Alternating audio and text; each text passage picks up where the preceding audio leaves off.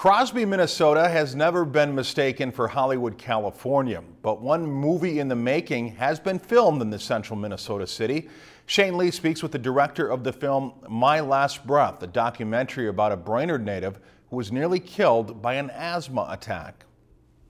In 1992, Josh LaRue suffered an asthma attack that forced his lungs to shut down for 8 to 10 minutes. The prolonged absence of oxygen caused severe brain damage. When I first saw Josh, it was about 2 or 3 days after the incident, and he was in the cities in the hospital, and he was just shaking.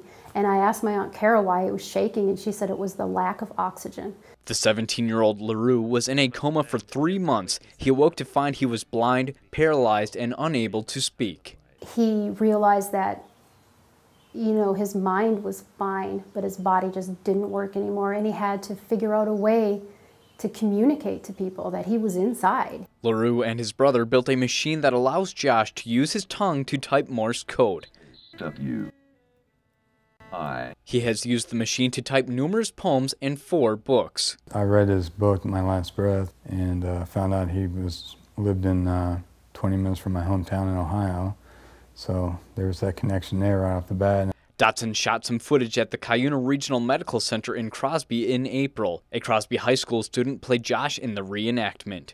Dotson also visited Brainerd High School only a few weeks ago for the graduation ceremony, a huge moment for many young people. His accident happened just a couple months before his high school graduation. Josh writes about it in his book, so the school let me come in and get some footage. The film's release date is planned for 2013, but Dotson needs to raise nearly $3,000 more to make that a reality. I think it's wonderful. I think it's a way for Josh to reach out to other people who are in his situation and shed hope and light.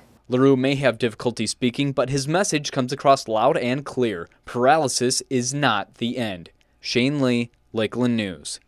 If you've enjoyed this segment of Lakeland News, please consider making a tax-deductible contribution to Lakeland Public Television.